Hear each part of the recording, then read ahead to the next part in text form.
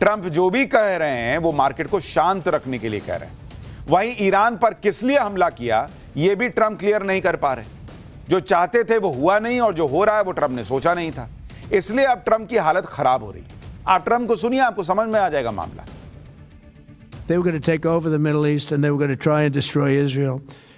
So we stopped it with good timing, and we're very proud to be involved in this, and it's going to be ended soon. And if it starts up again, they'll be hit even harder. On Iran, you called it an excursion. You said it would be over soon. Are you thinking this week it will be over? No, Are you talking but soon. about days? I think soon. Okay, and with respect Very soon. Donald Trump कह रहे हैं कि very soon ये युद्ध खत्म होगा। कैसे? तुमने क्या हासिल किया जो वेरी सून खत्म कर दोगे? ईरान कह ही नहीं रहा कि अभी खत्म करेंगे। हालांकि ट्रंप के इन बड़बोले बयानों से भी कम से कम शेयर मार्केट को थोड़ी राहत मिली। आज शेयर मार्केट थोड़ा सुधर गया, ये सोच के कि ट्रंप हैं ठीक है कह रहे होंगे। इतना ही नहीं, अब तो युद्ध खत्म करने के लिए ट्रंप ईरान से बात करने को भी तैयार है। ट्रंप ने कहा कि ईरान के साथ बातचीत की संभावना है, वो ईरान से बात करने को तैयार है, लेकिन ये शर्तों पर डिपेंड करता है। ट्रंप ने कहा कि उन्होंने सुना कि तेहरान भी बात करना चाहता है। ये क्लासिक ट्रंप स्टाइल का बयान है बॉस, जिसमें वो बात करने की इच्छा भी जता रहे हैं, साथ ही ये भी कह रहे हैं कि तेहरान भी बात करना चाहता है। क्यों भाई? अभी तो कुछ दिन पहले ट्रंप कह रहे थे कि ईरान बात करना चाहता है लेकिन हम बात नहीं करेंगे, क्योंकि बहुत देर कर दी ईरान ने, हम तो मारेंगे। ईरान ने ऐसे होश ठिकाने पर लाए डोनाल्ड ट्रंप और अमेरिका के कि अब वो कह रहे हैं कि हाँ मैं बात करूंगा, मैं सुन रहा हूं तेहरान बात करना चाहता है। क्यों बात करोगे भाई? मत करो ना। चीता बन के घूम रहे थे, घूमो चीता बन के। सच्चाई यह है कि ईरान ने अमेरिका को उसकी औकात याद दिला दी। जो दुनिया में कोई नहीं कर पाया वो ईरान ने किया है बॉस।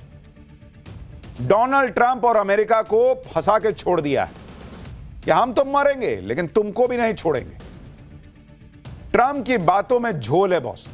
एक तरफ कह रहे हैं कि युद्ध जल्दी खत्म हो जाएगा, वो ईरान से बात करने के लिए तैयार है। दूसरी तरफ उनके रक्षा मंत्री आज ही ईरान को बड़ी धमकी दे रहे हैं।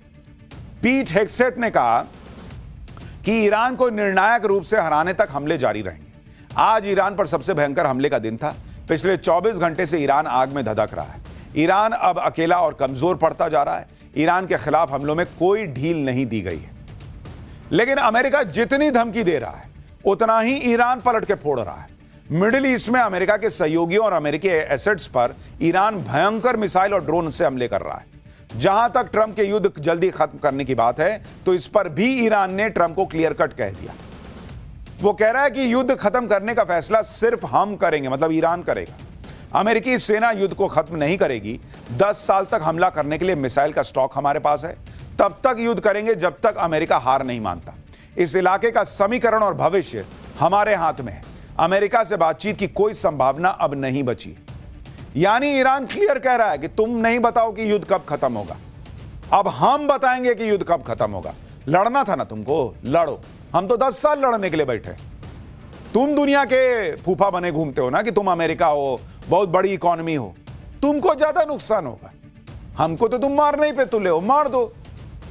युद्ध में ईरान को भले ज्यादा नुकसान हुआ हो, लेकिन अब ईरान ने इसे अपने वजूद की लड़ाई बना लिया। और ईरान सिर्फ धमकी नहीं दे रहा है, कंडीशन भी रख रहा है कि अगर युद्ध बंद करना है तो अमेरिका गारंटी दे कि भविष्य में कभी हमला नहीं करेगा और पूरी तरह से सीज फायर हो। अब तक रॉकेट और ड्रोन से अमेरिका और इजराइल के पसीने छुड़ा रहे ईरान ने अब युद्ध में महाविनाशक हथियार भी निकाल दिए। ईरान की सेना ने पहले ही खुला ऐलान कर दिया था कि वो अब अपनी घातक और हेवी मिसाइल से दुश्मन पर अटैक शुरू करेगा। और आज ईरान ने अपनी बैलिस्टिक मिसाइल से इराक के कुर्दिस्तान में अमेरिका के सबसे बड़े मिलिट्री बेस पर अटैक का दावा किया है। ईरान की सेना ने अटैक का जो वीडियो जारी किया उसमें एक के बाद एक 5 बैलिस्टिक मिसाइल टारगेट की तरफ लॉन्च होती नजर आ रही है। आप देखिए जरा।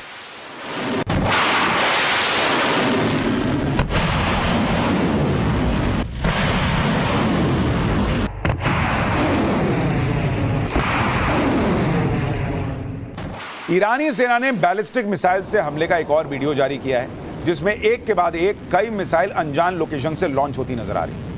ईरान ने दावा किया कि अब वो इजराइल के ठिकानों और मिडिल ईस्ट में अमेरिकी सेना के सभी ठिकानों को भारी भरकम मिसाइल से तबाह कर देगा। ईरान ये भी दावा कर रहा है कि उसके पास मिसाइल्स और दूसरे हथियारों का इतना बड़ा भंडार है कि वो अगले 10 साल तक युद्ध लड़ सकता है। इसे साबित करने के लिए ईरान ने अपनी अंडरग्राउंड मिसाइल फैक्ट्री का एक वीडियो जारी किया है। जिसमें एक से बढ़कर एक बैलिस्टिक मिसाइल अटैक के लिए तैयार नजर आ रही हैं। मिसाइल को लॉन्चर में लोड करके रखा गया है ताकि एक इशारा मिलते ही अंडरग्राउंड भंडार से बाहर लाया जा सके। तो ईरान भी ये दिखा रहा है कि हमको हल्के में मत लेना, इतना सब कुछ है मेरे पास। अब सवाल है कि ये अभी का वीडियो है या पहले का वीडियो है, ये कैसे पता चलेगा? आप देखिए कि अमेरिका और इजराइल के ताबड़तोड़ हमलों के बाद भी ईरान उन्हें चकमा देकर कैसे भारी भरकम मिसाइल भी आसानी से लॉन्च कर दे रहा है। दरअसल ईरान ने अलग अलग इलाकों में अंडरग्राउंड मिसाइल फैक्ट्री बना रखी है। जरूरत पड़ने पर वीरान इलाकों में बनी इन सीक्रेट फैक्ट्री से लॉन्चर मिसाइल लेकर बाहर निकलते हैं और दुश्मन पर ताबड़तोड़ हमले शुरू कर देते हैं। आप देखिए कि ईरान की जिस नेवी को ट्रंप पूरी तरह तबाह करने का दावा करते नहीं थक रहे, ईरान की उस नेवी ने भी इजराइल और अमेरिका के ठिकानों पर मिसाइल और ड्रोन से अटैक के वीडियो जारी किए, जिसमें अनजान लोकेशन से मौजूद ईरान के शिप से मिसाइल और ड्रोन लॉन्च होते नजर आ रहे हैं। ईरान का दावा है कि उसकी नेवी ने कुवैत में अमेरिकी सेना के बेस को निशाना बनाया है। यानी मोटे तौर पर डोनाल्ड ट्रंप झूठ पे झूठ बोलकर अपने प्रतिद्वंदी पर मेंटल प्रेशर बना रहे हैं, लेकिन वो इतना झूठ बोल चुके हैं कि सबको उनकी टैक्टिक समझ में आ गई। अब कोई उनके झूठ में फंसता नहीं है। ईरान सिर्फ बैलिस्टिक मिसाइल ही नहीं दाग रहा, दुश्मन को ज्यादा से ज्यादा नुकसान पहुंचाने के लिए उसने मिसाइल में लोड होने वाले वॉरहेड का वजन भी बढ़ा दिया। ईरान की सेना ने कह दिया है कि वो अपनी मिसाइल्स में 1000 से 2000 किलो तक के वॉरहेड लगा रहा है, जिससे मिसाइल और घातक हो गई है। ईरान के पास खुर्रम शहर 4 और फतह 2 जैसी एडवांस बैलिस्टिक मिसाइल हैं। एक्सपर्ट्स का भी मानना है कि अगर ऐसी घातक मिसाइल 1000 किलो के वॉरहेड के साथ किसी टारगेट पर गिर गई तो पूरा इंफ्रास्ट्रक्चर तबाह होने की बहुत ज्यादा गारंटी होती है। आमतौर पर मिसाइल्स में 500 किलो तक के वॉरहेड लगे होते हैं। ऐसे में 1000 से लेकर 2000 किलो तक के वॉरहेड वाली मिसाइल मोटे कंक्रीट वाली सतह को भी भेद देगी। और हमने आपको कहा था कि ईरान शुरू में पुराने हथियार, पुराने ड्रोन यूज कर रहा है, अब वो निकाल रहा है नया माल। ईरान ने अब अपनी बैलिस्टिक मिसाइल का दम दिखाकर अमेरिका की नींद उड़ा दी, जबकि पहले ही ईरान के शाही ड्रोन अमेरिका और इजराइल के ठिकानों को धुआं कर रहा है। ईरान ने अपने घातक ड्रोन से दुश्मन के ठिकानों पर हमले का भी वीडियो जारी किया, जिसमें एक के बाद एक कई ड्रोन तय टारगेट की तरफ उड़ान भरते नजर आ रहे हैं। ईरान ने उन्हीं ड्रोन की मदद से इजराइल के हाइफा में उसकी सबसे बड़ी ऑयल रिफाइनरी पर हमले का दावा किया है। आज भी ईरान ने ड्रोन अटैक में यूएई की ऑयल रिफाइनरी को नुकसान पहुंचाने का दावा किया। ईरान ने इन्हीं ड्रोन हमलों में 11 दिनों में ट्रंप और नेतन्याहू को बैकफुट पर धकेल दिया। ऐसे में ईरान की तरफ से बैलिस्टिक मिसाइल के इस्तेमाल से अमेरिका और इजराइल की टेंशन बढ़ना तय माना जा रहा है। अगर ऐसे ही ईरान से मिसाइलें चलती रहीं, उधर अमेरिका धमकी देता रहा और दोनों एक दूसरे को फोड़ते रहे, तो युद्ध रुकेगा कैसे? ट्रंप ने ईरान से बात करने और युद्ध खत्म करने की बातें तो की, लेकिन आज ही इजराइल के प्रधानमंत्री नेतन्याहू ने कहा कि ईरान के खिलाफ सैन्य अभियान अभी खत्म नहीं हुआ है। इजराइल का सैन्य अभियान ईरान की हड्डियां तोड़ रहा है। हम ईरानी लोगों को जुल्म से आजादी दिलाना चाहते हैं। ईरान अगर खतरनाक मिसाइलें और खतरनाक ड्रोन चला रहा है तो इजराइल भी ईरान को फोड़ने में पीछे नहीं। इजराइल से भी लगातार अटैक ईरान पर हो रहे हैं। ये तस्वीरें ईरान की राजधानी तेहरान की हैं, जहां बड़ी संख्या में लोग देश को नया सुप्रीम लीडर मिलने का जश्न मनाने रहे थे। ईरान के सरकारी टीवी पर इसका टेलीकास्ट हो रहा था, तभी अचानक वहां से कुछ दूरी पर तेज धमाकों की आवाज सुनाई दी। लेकिन ईरान का भी आप जज्बा देखिए कि लोग अटैक के बाद पैनिक में नहीं आए, भागे वागे नहीं। यानी डोनाल्ड ट्रंप कह रहे थे कि इस तेहरान में रिजीम चेंज होगा, रिजीम चेंज होगा। वहां पब्लिक सड़क पर खड़ी हो गई खामनेई के बेटे के लिए कि भाई ये हमारा नया सुप्रीम लीडर आ गया। वहां बम गिर रहा है, उनको फर्क नहीं पड़ रहा कि मारो, मार ही ना दोगे। डोनाल्ड ट्रंप और अमेरिका सोचते थे कि किसी के ऊपर बम गिराओ, खत्म करो मामला। उन्होंने ईरान जैसा जज्बा देखा नहीं था।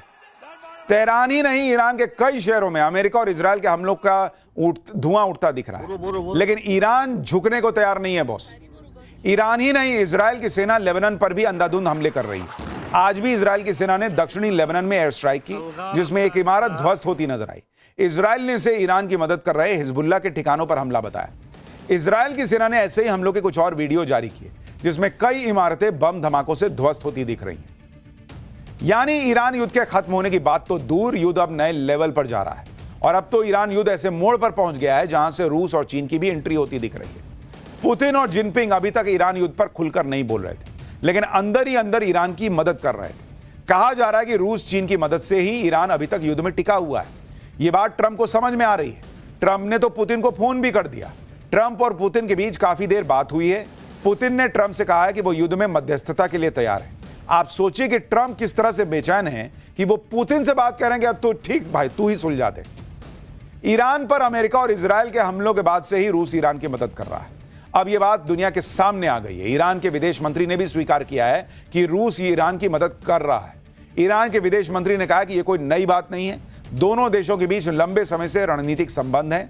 रूस किस तरह से ईरान की मदद कर रहा है, इस पर एक रिपोर्ट के मुताबिक रूस ईरान को इंटेलिजेंस सपोर्ट दे रहा है, मिडिल ईस्ट में अमेरिकी ठिकानों की जानकारी दे रहा है, अमेरिकी एसेट्स की लोकेशन ईरान को बता रहा है, रडार, वॉरशिप और कम्युनिकेशन सिस्टम की जानकारी दे रहा है। रूस की मदद से अमेरिकी ठिकानों पर ईरान सटीक हमले भी कर रहा है। यानी रूस अपने सैटेलाइट के जरिए ईरान की मदद कर रहा है। इसी वजह से ईरान बिल्कुल सटीक हमले कर रहा है, जिससे अमेरिकी ठिकानों को नुकसान पहुंच रहा है। उधर चीन भी अब युद्ध में खुलकर सामने आ गया। ईरान और चीन के बीच तगड़े व्यापारिक संबंध है। ईरान का 90% कच्चा तेल चीन खरीदता है। यानी एक तरह से चीन अपनी एनर्जी सिक्योरिटी के लिए ईरान पर निर्भर है। ईरान पर अमेरिकी कंट्रोल का मतलब चीन के लिए परेशानी बढ़ना भी होगा। ईरान की मदद के लिए चीन से 2 बड़े जहाज ईरान की तरफ रवाना हुए हैं। इस खबर से अमेरिका में हड़कंप मचा हुआ है। इन जहाजों में क्या है, इसको लेकर अलग अलग तरह की चर्चाएं हो रही हैं। वॉशिंगटन पोस्ट की रिपोर्ट के मुताबिक इन जहाजों में बड़ी मात्रा में मिलिट्री ग्रेड का केमिकल हो सकता है। इस केमिकल का इस्तेमाल रॉकेट बनाने में किया जा सकता है। बैलिस्टिक मिसाइल में भी यह केमिकल इस्तेमाल होता है। जहाजों में चीन के हथियारों की खेप होने की बात भी कही जा रही है। चीन से निकले जहाजों पर अमेरिका और ईयू की नजर बनी हुई है।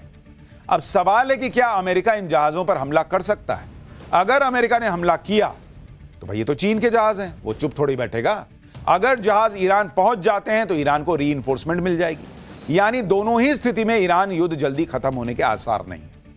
रूस और चीन की एंट्री के बीच ईरान पर हमले को लेकर ट्रंप जिस तरह से और जितनी तरह की बातें कर रहे हैं, उससे भी लोग हैरान हैं। ट्रंप अमेरिका के राष्ट्रपति हैं, लेकिन सोचिए कि ईरान की नेवी के दर्जनों शिप तबाह करने के बाद ट्रंप उसका मजाक उड़ा रहे हैं। कह रहे हैं कि अमेरिकी सेना कह रही है कि शिप को डुबाने में ज्यादा मजा आता है। आप सोचिए कैसे लोग हैं यार। एक निहत्था शिप मार दिया, उसमें लोग मर गए, कह रहे हैं कि उसको पकड़े नहीं, लेकिन डुबाने में ज्यादा मजा आता है ना, इसलिए डुबा दिए। सुनिए जरा इस आदमी को। The Navy is gone. It's all lying at the bottom of the ocean. 46 ships. Can you believe it? In fact, I got a little upset with our people. I said, what quality of ship? Excellent, sir. Top of the line. I said, why did we just capture the ship? We could have used it. Why did we sink them? They said, it's more fun to sink them. I said, that's a... सोचिए एक देश की navy के दर्जनों ship आप तबाह कर दें और फिर कहते हैं कि शिप डुबोने में मजा आता है। इतना ही नहीं, कल ही ट्रंप ने कहा कि 4 लोगों की सलाह के बाद ईरान पर हमले का फैसला हुआ था।